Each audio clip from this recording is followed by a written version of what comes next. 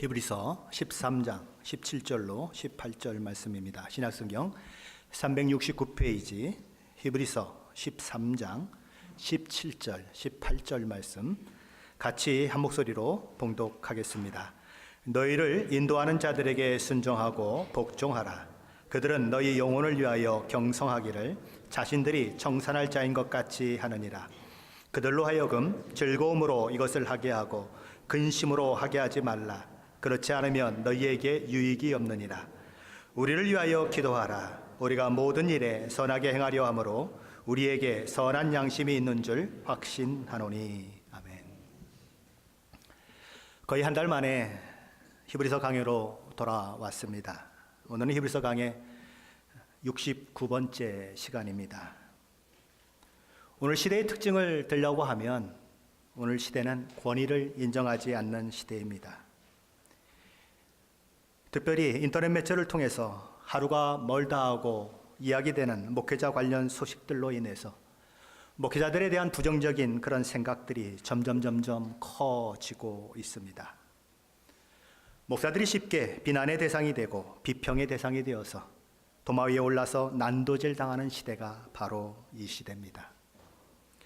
그런데 오늘 본문 17절에서 그럼에도 불구하고 히브리서 저자는 너희를 인도하는 자들에게 순종하고 복종하라고 말씀하고 있습니다. 그렇게 하지 않으면 본인들에게 아무런 유익이 될 수 없다며 히브리서 저자는 독자들에게 그들을 인도하는 인도자들에 대해서 가져야 할 태도를 두 가지로 이렇게 우리에게 말씀해 주고 있지요. 하나는 순종하라는 것입니다. 다른 하나는 복종하라는 것입니다. 여기 순종하라고 하는 이 말의 원어적인 의미는 설득당하다, 확신하다라는 의미를 가진 말로 인도자가 증거하는 증거나 권위에 동의하라는 것입니다. 쉽게 말하면 영적인 지도자의 가르침을 받으라라는 그런 말이죠. 그리고 이 복종하라고 하는 말은 원어적으로 더 이상 저항하지 말고 물러서라 이런 얘기입니다. 하나님께서 정하신 합당한 권위에 굴복해라 그런 얘기죠. 그래서 이 말씀을 현대 성경은 이렇게 번역을 했습니다. 여러분은 지도자들의 말을 잘 듣고 그들에게 복종하십시오. 히브리서 저자는 이 명령을 내리면서 우리가 영적 지도자에게 순종과 복종을 해야 하는 5가지 강력한 이유를 제시해 주고 있습니다. 우리 17절 말씀을 다시 한번 같이 읽어보겠습니다. 너희를 인도하는 자들에게 순종하고 복종하라. 그들은 너희 영혼을 위하여 경성하기를 자신들이 청산할 자인 것 같이 하느니라. 그들로 하여금 즐거움으로 이것을 하게 하고 근심으로 하게 하지 말라. 그렇지 않으면 너희에게 유익이 없느니라. 17절 말씀은 영적 지도자들에게 순종하고 복종해야 할 첫째 이유로 그들이 인도자다라고 하는 것을 이야기하고 있습니다. 그들이 인도자라고 하는 이 말은 어떤 인도자가 갑자기 생겨진 것이 아니고 초대교회 때부터 인도자가 있었고 인도를 받는 자가 있었다라고 하는 것을 우리에게 보여주는 것이죠. 여기서 인도자라고 하는 이 말은 헬라어 원어로 다른 성경에서는, 다른 신약 성경에서는 다스리는 자 혹은 통치자라는 의미로 쓰여졌습니다. 그러나 여러 의미가 있지만 오늘 본문에서 인도자라고 그렇게 번역한 것은 적절한 번역이다 이런 생각을 하게 되죠. 인도자라고 하는 말은 앞서가면서 안내하는 사람을 말합니다. 그러니까 인도자라고 하는 말 속에는 진정한 영적 지도자라면 양떼보다 앞서서 하나님의 말씀 속으로, 기도 속으로, 그리고 그리스도인의 삶 속으로 들어가는 자여야 한다는 그런 의미가 담겨 있다는 것입니다. 영적 리더는 자기는 그러지 않으면서 양들을 향해서 뒤에서 막 채찍질하고 닥달하는 자가 아니고 모범을 보이며 이끌어가는 자가 되어야 한다는 거죠. 히브리서 저자가 지금까지 한 그런 모든 말씀 중에서 가장 중요한 말씀은 우리 주 예수 그리스도께서 우리를 하나님께로 인도하며 모든 것을 충족시키는 안내자라는 것이었습니다. 그것처럼 우리 주님은 또한 그분 대신 성도들을 인도할 영적 지도자들을 안내자로서 교회 안에 두셨다는 거죠. 그러니 교회의 영적 지도자들이 성도들을 말씀 안으로 이끌어가는 안내자 역할을 할 때에 성도들은 그들에게 순종하고 복종해라 그렇게 얘기하는 것입니다. 교회 영적 지도자들에게는 두 가지 그런 의무가 있습니다. 하나는 가르치는 것이고 또 하나는 치리하는 것입니다. 그러므로 영적인 리더들에게 순종하고 복종하라고 하는 이 말은 그들의 가르침에 순종하고 그들의 치리에 복종하라는 것입니다. 자, 영적인 지도자에게 순종하고 복종해야 할 두 번째 이유는 무엇일까요? 그들을 세우신 분이 우리 주님이시기 때문에, 그러므로 그들의 그 권위는 우리 주님으로부터 주어진 것이기 때문에 복종하고 또 순종하라는 것이죠. 에베소서 4장 11절 12절 말씀은 이렇게 말씀합니다. 그가 어떤 사람은 사도로, 어떤 사람은 선지자로, 어떤 사람은 복음 전하는 자로, 어떤 사람은 목사와 교사로 삼으셨으니 이는 성도를 온전하게 하며 봉사의 일을 하게 하며 그리스도의 몸을 세우려 하심이라. 우리 주님께서 성도를 온전하게 하는 일을 위해서, 성도로 봉사의 일을 하게 하는 그 일을 위해서 여러 직책들을 가진 자들을 세우셨는데, 그래서 그들을 통해서 몸된 교회를 세우도록 하셨는데 그들 중에 누가 있는가? 목사가 있다, 이렇게 얘기하는 것입니다. 그러니 주께서 세우신 권위에 순종해라, 그것이지요. 근데 여기서 순종하라고 하는 이 말은 목사의 말이라면 무조건 맹목적으로 순종해야 한다는 것을 의미하지 않습니다. 아무리 목사라고 하더라도 하나님의 말씀의 범위를 벗어나는 일을 하라고 우리에게 명령할 때에는 순종해서는 안 된다는 거지요. 왜냐하면 목사가 우리 주님에 의해서 세우심 받았다고 하는 그 사실은 그 목사가 주님의 권위 밑에 있다는 것을 의미하기 때문인 것입니다. 목사가 된 자는 우리 주님을 떠나서 자기 마음대로 행동하거나 자기 좋아하는 대로 행할 자유가 없는 사람들이에요. 목사의 최종적인 목표는 자기의 주인이신 우리 주님을 기쁘시게 하는 것입니다. 그래서 목사를 뭐라 그러죠? 하나님의 종이다, 혹은 주의 종이다 라고 부르는 거예요. 누가복음 12장에서 우리 주님은 지혜롭고 진실한 청지기와 같은 종에 대해서 이런 말씀을 주십니다. 누가복음 12장 42절로 43절 말씀입니다. 주께서 이르시되 지혜 있고 진실한 청지기가 되어 주인에게 그 집 종들을 맡아 때를 따라 양식을 나누어 줄 자가 누구냐? 주인이 이럴 때에 그 종이 그렇게 하는 것을 보면 그 종은 복이 있으리로다. 주인이 맡겨주신 그 종들을 때에 따라서 양식을 나누어 주며 잘 이끌어 주는 자가 지혜 있는 청지기요, 또 진실한 청지기라고 우리 주님은 말씀하시는 것입니다.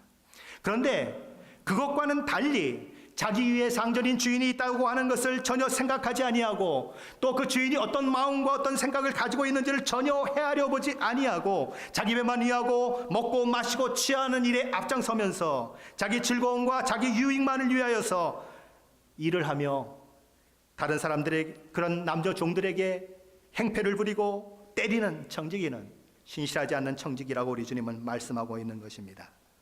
우리 주님은 그런 자들에게 이렇게 말씀하세요. 신실하지 아니한 자의 받는 벌에 처하리니 주인의 뜻을 알고도 준비하지 아니하고 그 뜻대로 행하지 아니한 종들은 많이 맞을 것이다 라고 경고하는 것입니다. 요한복음 21장에 보면 예수께서 갈릴리 바닷가에서 베드로와 대화하시는 장면이 기록되고 있습니다.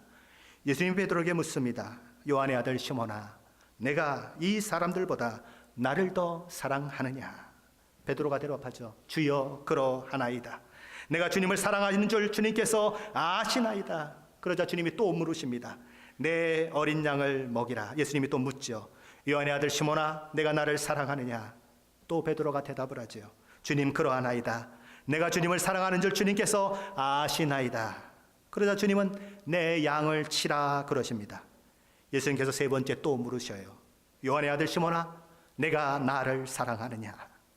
세 번씩이나 똑같은 질문이 반복되자 베드로가 근심합니다. 그리고 이렇게 대답을 하죠. 주님, 모든 것을 아시오매 내가 주님을 사랑하는 줄을 주님께서 아시나이다. 예수님이 그런 베드로를 바라보며 이렇게 말씀하십니다. 내 양을 먹이라. 하나님, 베드로가 먹이고 돌보아야 할 양들을 언급하면서 내 어린 양, 내 양, 베드로의 양이 아니라 내 양, 우리의 주님의 양이라고 말씀하십니다. 목사에게 맡겨진 양들은 목사의 양이 아니고 우리 주님의 양이라는 거예요. 목사에게는 그 주님의 소유된 양떼를 맡아야 할 책임이 있다는 것입니다. 목사는 주님의 양을 돌보는 자로서 성도를 이끌어야 하고, 또한 성도들은 그런 목사를 예수께서 세우신 권위로 받아들여야 한다는 것이지요. 자, 그러면 세 번째로 영적인 지도자들에게 순종하고 복종해야 할 이유는 무엇일까요? 힙서 저자는 이렇게 얘기합니다. 그들은 너희 영혼을 위하여 경성하기를 자신들이 청산할 자인 것 같이 하기 때문이다. 이 말씀을 현대 성경으로 옮겨보면 이렇습니다. 그들은 자기들이 한 일을 하나님께 보고해야 할 사람들이므로 정신을 바짝 차리고 여러분의 영혼을 보살핍니다. 여기 이 경성하다고 하는 이 말은 목자가 양들을 맹수로부터 지켜내기 위해서 잠을 자지 않고 깨어있는 것과 같은 그런 상태를 말하는 것입니다. 이 말은 아주 부지런히 세심하게 관심을 가지고 주목하는 것을 말해요. 목사된 자가 어떻게 하면 성도들을 믿음에 세울 수 있을까 고민하면서 성도들의 영혼이 주의 말씀 가운데 든든히 세워지게 하는 그 일을 위해서, 성도들이 영적인 성장과 유익을 추구하는 일을 위해서 혼신의 힘을 다하고 있는 모습을 가리키는 말씀인 것입니다. 그들을 어떻게 하면 하나님의 말씀을 말씀대로 전할 수 있을까 고민을 하고 있어요. 성도들의 영혼을 살리고 성도들의 영혼을 바르게 인도하여서 성도들의 영혼이 하나님의 말씀 위에 굳건히 세워지는 그 일을 꿈꾸고 있는 것입니다. 그들은 주님과 끊임없이 영적인 교제를 하면서 주님 앞에 성도들의 상태와 필요를 아뢰요. 그리고 그들에게 하나님의 은혜와 복을 부어주시기를 날마다 간구하는 것입니다. 한 영혼이 실족하면 그것 때문에 가슴 아파하고 하나님 앞에 우는 거예요. 그들은 어떤 마음으로 그 일을 할까요? 이 모든 이들을 무슨 생각을 가지고 그렇게 할까요? 그들은 자기들에게 맡겨진 양떼를 어떻게 돌봐왔고 어떻게 세웠는가를 목자장이신 우리 주님께 일일이 보고해야 한다는 생각을 가지고 매일매일 두렵고 떨림으로 자신의 직무를 수행하는 것입니다. 그래서 야고보서 3장 1절에서 야고보 사도는 이런 경고의 말씀을 들려주고 있습니다. 내 형제들아, 너희는 선생된 우리가 더 큰 심판을 받을 줄 알고 선생이 많이 되지 말라. 알고도 행치 않는 자는 많이 맞게 될 것입니다. 바로 그 두렵고 떨리는 사실 앞에 영적 지도자가 있다는 거지요. 그러니 참된 영적 지도자는 자기 유익을 위해서가 아니라 양들의 유익을 위해서 일할 수밖에 없다는 거지요. 성도들이 영적 지도자들의 가르침과 이 다스림을 기쁘게 따라야 할 이유 중에 이것보다 더 큰 것은 없는 것입니다. 양들을 위해서 목자가 하는 그 모습을 보며 그를 따르고 순종하는 그 일들이 일어날 수밖에 없다는 거지요. 넷째로, 영적인 지도자들에게 순종하고 복종해야 할 이유는 성도들이 순종하고 복종하는 그 일이 영적인 지도자로 하여금 그의 사역을 무거운 짐이 아니라 기쁨으로 감당할 사역이 되게 하기 때문입니다. 목회자에게 있어서 그의 목회에 돌봄을 받는 사람들이 적절한 반응을 나타내고 가르침에 잘 순종하는 것만큼 더 큰 용기와 즐거움을 주는 것은 없어요. 목회자가 가장 아픔을 느낄 때, 가장 낙심이 될 때가 언제일까요? 하나님의 말씀을, 교훈을 그렇게 열심히 전했는데 전혀 따라오지 않을 때인 것입니다. 전혀 딴청할 때예요. 그때는 너무너무 힘이 든 것입니다. 데살로니가전서 3장 말씀에서 사도 바울은 데살로니가 교회를 향한 자신의 마음을 이렇게 표현을 하고 있습니다. 사도 바울은 자신이 복음을 전했던 데살로니가 교회가 어떤 믿음의 상태에 있는지 그것 때문에 노심초사하고 있어요. 그것 때문에 마음을 졸이고 하나님 앞에 기도하고 있어요. 왜 그랬습니까?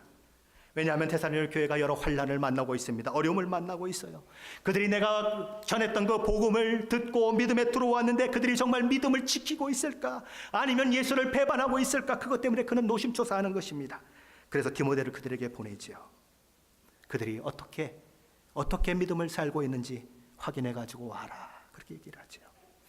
이제나 저제나 디모데가 오기를 그는 기다리는 것입니다. 그것도 기쁨의 소식을 가지고 오기를 그는 기다리는 거예요. 그런데 어느 날 디모데가 돌아왔습니다. 그들이 환난 중에도 흔들리지 아니하고 말씀 안에서 생활한다고 하는 그 소식을 전해주는 거예요. 그래서 사도 바울은 기뻐하는 것입니다. 얼마나 기뻐할까요? 데살로니가 3장 7절로 8절에 이렇게 말씀하고 있습니다. 이러므로 형제들아, 우리가 모든 궁핍과 환난 가운데서 너희 믿음으로 말미암아 너희에게 위로를 받았노라. 그러므로 너희가 주 안에서 굳게 선즉 우리가 이제는 살리라. 사도 바울은 데살로니가 성도들의 그 믿음으로 행하고 있다는 그 소식 때문에 배고프고 어려운 환경 속에서 위로를 받는 거예요. 그들이 환난 중에서 흔들리지 않고 주 안에서 굳게 서 있다는 그 소식을 접하면서 우리가 이제는 살리라. 기쁨의 환호성을 지르는 거예요. 이제야 내가 살 것 같다. 그들이 믿음 안에 있고 믿음 안에서 살고 있다는 그 소식 때문에 사도 바울은 너무너무 기뻐서 우는 거예요. 사도 요한도 요한 3서 4절에서 이렇게 얘기합니다.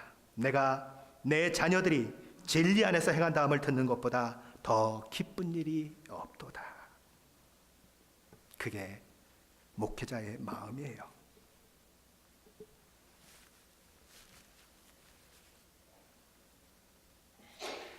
성도들이 영적 지도자들에게 줄 수 있는 최고의 선물이 무엇일까요? 하나님의 말씀을 기꺼이 믿고 순종하는 것입니다. 다섯 번째로, 영적인 지도자에게 순종하고 복종해야 할 그 이유는 무엇일까요? 목회자를 근심케 하는 일은, 교회 안의 분열과 갈등과 불신으로 목회자를 괴롭게 하는 것은 성도들에게 전혀 유익이 되지 않기 때문에 그런 것입니다. 오늘 본문 17절은 이렇게 얘기합니다. 그렇지 않으면 너희에게 유익이 없느니라. 교회의 지체들이 끊임없이 목회자에게 근심거리를 제공하게 되면 결국 자신들이 풍성히 받아 누려야 할 은혜와 긍휼을 놓치게 되어 있는 것입니다. 목회자에게 근심거리가 많아지면 이는 목회자에게 무거운 짐이 되어버려요. 그래서 목회자의 기운을 떨어뜨리는 것입니다. 열심히 불길을 막 타오려고 하는데 물을 붓는 것 같아서 목회자의 열정을 식게 만드는 것입니다. 기쁨으로 일해야 되는데 무거운 마음이 드는 거지요. 그렇게 되면 성도들이 받아 누릴 영적 유익은 줄어들 수밖에 없는 것입니다. 그래서 존 칼빈은 이렇게 말합니다. 우리 목회자들에게 괴로움을 끼치거나 불순종하면 반드시 우리의 구원에도 손해를 입습니다. 제가 한국에서 시골교회에서 신앙생활할 때 있었던 일입니다. 당시 저는 중학생이었어요. 저와 중고등부 학생들이 주일낮 1시에 담임 목사님 인도하에 예배를 드리고 있었습니다. 아직 교회 형편상 중고등부 담당 목회자가 없었던 시절이죠. 그런데 한 선배가 예배 시간에 늦었어요. 그때 교회당 문은 이렇게 여닫이 문이 아니고 미닫이 문이었어요. 이렇게 열어야 됩니다. 그래서 소리가 많이 나요. 그냥 드르륵 열고 드르륵 하고 닫고 들어오니까 뭐 다 알죠. 근데 목사님이 그때 뭘 하고 계셨냐면 설교를 하고 계셨어요. 근데 목사님이 설교를 하시다가 말고 이렇게 말씀하셨습니다. 뭐 하다가 이제야 예배를 드리러 와? 거기 서 있어 라고 얘기했어요. 그때 이 선배가 뭐라고 했게요? 에이씨! 그러면서 문을 콱 닫고 나가버렸어요. 저는 그 이후에 그 선배를 교회에서 본 적이 없습니다. 어떤 친구들은 얘기해요. 이야, 그 친구 얼마나 쿨한지 몰라. 그냥 속이 다 시원하더라고. 근데 그 사람도 그 뒤에는 교회에서 보이지 않아요. 어쩌면 그들은 교회를 떠나버렸는지도 모르는 것입니다. 그런데 우리 한국 기독교 역사 가운데도 그런 비슷한 일들이 일어났어요. 평양의 산정현 교회에서 있었던 일입니다. 이 교회의 장로님 중에 아주 유명한 사람, 우리가 아는 분이 한 분이 있는데 조만식 장로님이라고 하는 분이 있었습니다. 그가 어느 날 마산에 있는 문창교회를 찾으셨어요. 왜냐하면 그곳에서 담임하고 있는 주기철 목사님을 담임 목사로 모셔오기 위해서 그렇게 간 것입니다. 그는 목사님을 찾아서는 그 앞에 무릎을 꿇었어요. 그리고 청빙에 대한 이야기를 하려고 하는 것입니다. 깜짝 놀란 주기철 목사님이 아니 장로님 도대체 왜 이러십니까? 편히 앉으세요 라고 얘기를 했습니다. 정중히 부탁을 했어요. 왜 그런지 아십니까? 조만식 장로님이 오산학교 교장 선생님이었을 때에 주기철 목사님은 그 학교 학생이었어요. 그러니 주기철 목사님이 기겁을 할 수밖에요. 아니 장로님 편히 앉으세요. 내가 불편해요. 그랬더니 조만식 장로님이 이렇게 말을 합니다. 당치도 않으신 말씀입니다. 전에는 목사님이 학생이었고 제가 교장이었습니다. 그러나 지금은 목사님께서는 하나님의 귀하신 종이 되었고 저는 그 종을 받들어 섬기는 장로에 불과할 뿐입니다. 그러니 편히 앉으라고 말씀하지 마십시오. 주기철 목사님은 교장 선생님이었던 그 조만식 장로님이 그런 모습을 보여주는 것 때문에 깊은 감동을 받아요. 장정희 교회 갔을까요? 안 갔을까요? 당연히 가셨죠. 자, 그래서 그곳에 부임하게 되는 것입니다. 근데 어느 주일날이 되었어요. 이 조만식 장로님이 막 예배를 드리러 나서려고 하는데 어떤 손님이 찾아오게 됐습니다. 그때는 막 애국을 해야 되고 뭐 이렇게 했던 그런 시절이었기 때문에 긴급히 의논해야 할 일이 있어서 의논을 하게 됐는데 그 일 때문에 예배를 늦게 된 것입니다. 그래서 늦게 예배당에 들어가게 됐어요. 조심조심 문을 열고 예배당에 들어섰는데 마침 주기철 목사님이 설교를 하고 있었습니다. 빈자리를 찾아서 앉으려고 두리번거리는데 갑자기 목사님이 설교하다 말고 이렇게 소리치셨습니다. 장로님, 오늘은 의자에 앉지 마시고 서서 예배 드리세요. 주기철 목사님과 조만식 장로님과의 이 사이가 사제지간인을 아는 이 성도들은 너무 놀라가지고 누굴 쳐다봤을까요? 조만식 장로님을 쳐다봤지요. 그런데 장로님은 순종하셨어요. 설교가 끝나도록 뒤에서 서 있었습니다. 설교를 마친 주기철 목사님이 장로님을 바라보면서 장로님, 앞으로 나오셔서 기도하십시오 라고 부탁을 드립니다. 그랬더니 장로님 앞으로 나와서 이렇게 울면서 기도했답니다. 하나님, 이 죄인의 잘못을 용서하여 주시기 바랍니다. 이 죄인이 애국운동을 한답시고 사람을 만나다가 하나님을 만나는 예배 시간에 늦고 말았습니다. 목사님께서 얼마나 마음이 아프시면 설교하던 도중에 이토록 책망하셨겠습니까? 하나님의 종의 마음을 아프게 한 죄를 용서하여 주시고 은혜스러운 설교를 듣는 교인들이 은혜 받는 것을 방해한 이 죄인을 용서하여 주시기 바랍니다. 울며 기도하는 조마식 그 장로님의 기도 때문에 온 교회가 울음바다가 됐어요. 말할 수 없는 감동이 밀려오는데 주기철 목사님도 울고 교인도 울고 다 우는 것입니다. 그러면서 성도들의 마음에 어떤 마음이 생겼을까요? 과연 그 스승의 그 제자요, 그 목사의 그 장로구나, 이런 마음이 드는 것이죠. 아까 얘기했던 한 청년은 에이씨 하고 나가버렸습니다. 지금 노년에 아버지 뻘 되는 이 장로님은 그 젊은 새파랗게 젊은 목사가 서 있으라고 하니까 서 있었습니다. 한 사람은 교회를 나오는지 안 나오는지도 몰라요. 믿음을 잃어버렸는지 어쩌는지도 모를 만큼 한동안 저는 보지를 못했습니다. 그런데 오늘 이 장로님은 오고 오는 세대의 믿음의 사람으로 아름다운 모습으로 우리에게 이렇게 이야기되고 있는 것이지요. 신앙의 거장으로서 아름다운 신앙의 모습을 우리에게 남겨주고 귀감을 주고 있는 것입니다. 왜 한 사람은 신앙을 잃고 왜 한 사람은 신앙의 놀라운 은혜를 경험하게 될까요? 만약에 요즘에 제가 어떤 사람이 늦게 왔는데 거기 서 있어 그러면 어떻게 하겠습니까? 집에 가서 막 거품을 물고 저 목사가 어쩌고 저쩌고 그럴 거예요. 이게 우리의 모습이라고요. 왜 서 있으라 그러겠어요? 왜 늦었다고 책망을 하겠어요? 그 영혼을 위해서 하는 얘기가 아니겠습니까? 조만식 장로님은 그것을 알았어요. 그래서 새파랗게 젊은 목사의 얘기에 순종했고 그는 믿음의 거장으로서 오늘 우리에게 각인되고 있는 것이지요.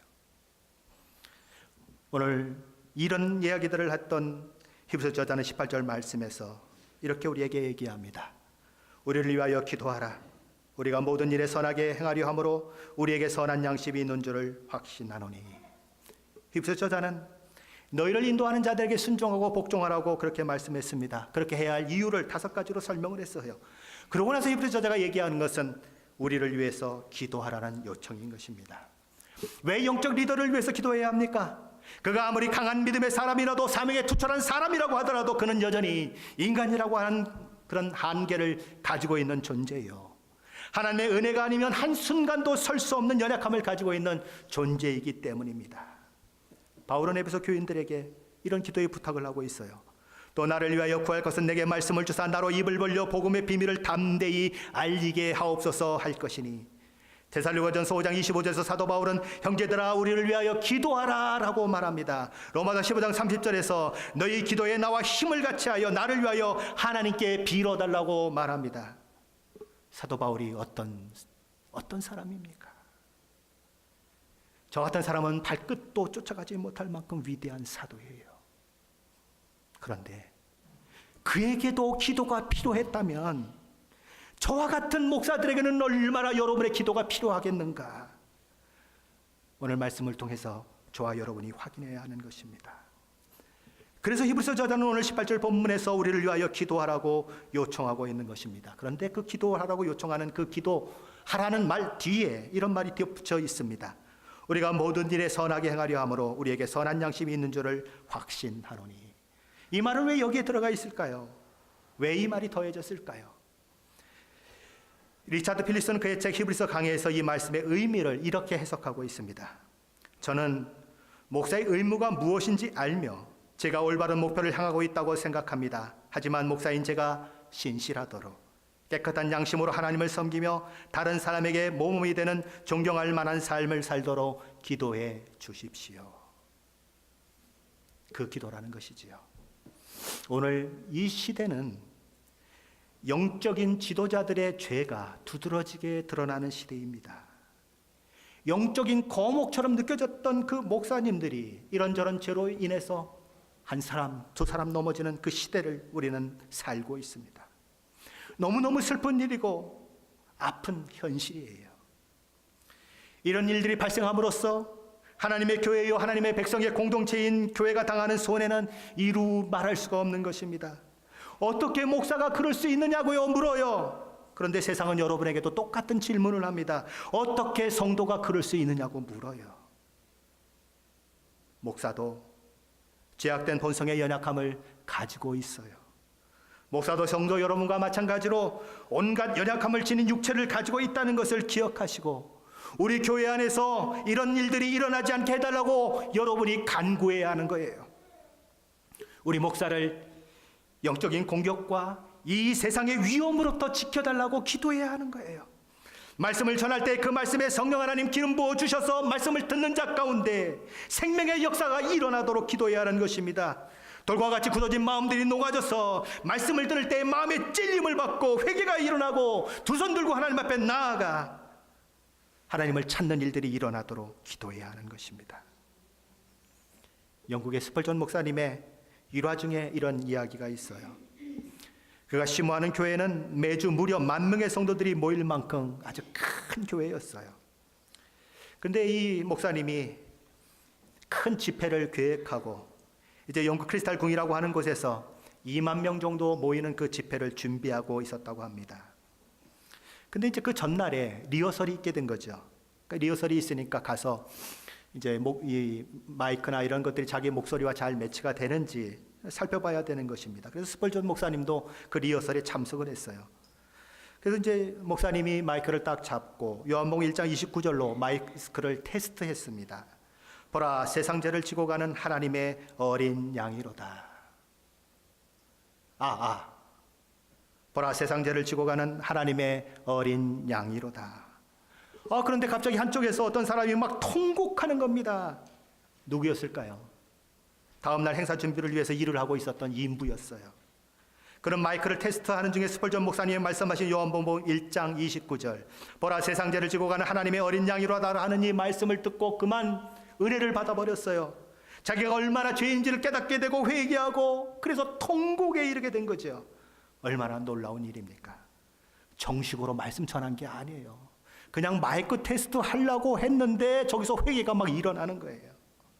그러니 정식으로 준비해서 그 예배당에서 드렸던 그 예배를 인도하고 말씀을 전했던 스펄전 목사님을 통해서 얼마나 많은 영혼들이 기쁨을 얻고 얼마나 많은 영혼들이 새롭게 되었을까요? 너무너무 놀라운 일들이 많이 일어났겠죠. 어느 날 사람들이 찾아와서 스펄전 목사님에게 그 비결이 뭐냐고 물으셨어요. 그랬더니 목사님이 그 사람의 손을 잡고 아래층으로 내려가 지하실로 갔습니다. 지하실에는 수백 명의 중보자들이 울며 기도하고 있어요. 우리 스펄전 목사님을 지켜주십시오. 사용하여 주십시오라고 기도하고 있었어요. 스펄전 목사님을 그 시대에 그렇게 쓰신 이유가 무엇이겠습니까? 기도하는 성도들이 있었다고요. 제 서재의 목사가 살아야 교회가 산다고 하는 책이 있습니다. 그 책에서 한국 기독교 장로회 소속 이중표 목사님이 이렇게 적고 있습니다. 목사가 살아야 한다. 다른 길은 없다. 목사가 살아야 교회가 산다. 목사가 성장해야 교회가 성장한다. 목사가 살아가는 것이 교회를 살리는 길이다. 오직 예수로 살 때 목사가 산다. 오직 예수로 사는 것이 목회의 생명이요 능력이다. 하나님은 오직 예수로 사는 자에게 교회를 살리는 지혜를 주시고 방법도 주신다. 그리고 그 열매로 교회에 부흥도 주신다. 예수 때문에 살고 예수 때문에 만족하고 예수 때문에 행복해야 한다. 이것이 교회를 살리는 유일한 길이다. 목사가 살아야 교회가 살아요. 목사가 은혜를 받아야 여러분이 은혜를 받아요. 목사를 살리는 최선의 길이 무엇일까요? 성도님들이 믿음과 사랑의 팔로 하나님 앞에 목사를 바쳐주는 것, 그 목사를 위해서 기도하는 것, 그것이 목사를 살리는 길이고 그것이 교회를 살리는 길이라는 거예요. 목사를 위해 눈물을 흘려 기도해 주어야 하는 것입니다. 어떤 분들은 목사가 완전히 넘어져서 더 이상 일어나지 못하게 됐을 때 후회하는 분들이 있어요. 아이고, 나는 그 목사님이, 그 위대한 목사님이 내 기도가 필요하리라고는 요만큼도 생각을 못했어요. 내가 왜 그것을 몰랐을까요? 그러나 그때는 늦는 것입니다.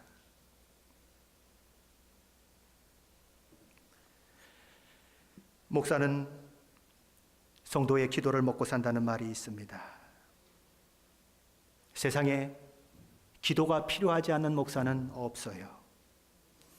또한 목사를 위해서 기도하지 않아도 되는 성도는 없습니다. 교인들의 기도가 살아있는 한 목사는 넘어질 수는 있지만 완전히 넘어지지 않아요. 넘어졌다가도 다시 벌떡 일어나게 되는 것입니다. 기도가 없는 곳에는 사람들만 일합니다. 기도가 있는 곳에는 누가 일하실까요? 하나님이 일하십니다. 기도가 없는 곳에서는 사람들만 일해요. 사람의 자랑, 사람의 소리가 크게 나게 되어 있습니다. 그러나 그곳엔 하나님의 일하심이 없어요. 그러나 기도가 있는 곳에는 하나님이 일하세요. 하나님의 일하시는 것을 보면서 기쁨과 감격과 감사가 있게 되는 거지요. 거기에는 인간의 자랑이 끼어들 자리가 없어요. 왜요? 하나님이 하셨습니다라는 고백 외에는 할 고백이 없어요. 뭐가 잘나서 됐다고요? 내가 잘나서 됐다고요? 목사가 잘나서 됐다고요? 어림없는 소리인 것입니다. 기도했더니 하나님이 우리 교회를 그렇게 사용해 주셨군요. 기도했더니 우리 목사를 하나님께서 그렇게 든든히 붙잡아 주셨군요. 기도했더니 우리 목사가 설교하는 그 설교를 듣고 사람들이 변화되는 일들이 일어났군요. 하나님 감사합니다라는 고백이 나올 수밖에 없다는 거지요. 우리는 2019년 첫 주일을 맞고 있습니다. 오늘 말씀을 가슴에 새기십시오. 저도 이 말씀을 새기고 목사가 무엇을 해야 하는지에 초점을 맞추고 달려갈 것입니다. 여러분도 오늘 말씀을 통해서 그 말씀을 가슴에 안고 내가 이 교회를 위해서 무엇을 해야 할 건가? 내가 목사를 위해서 무엇을 해야 할 건가? 그것을 고민하시며 2019년을 저와 여러분이 함께 동역하며 달려가는 일이 있기를 소원하는 것입니다. 그렇게 할 때에 저와 여러분이 살 것입니다. 그렇게 할 때에 저와 여러분의 가정이 살 거예요. 그렇게 할 때에 우리 시애틀 임마누엘 교회가 살 것입니다. 이런 은혜가 저와 여러분 가운데 있으시기를 예수 그리스도의 이름으로 간절히 축원합니다. 기도하시겠습니다.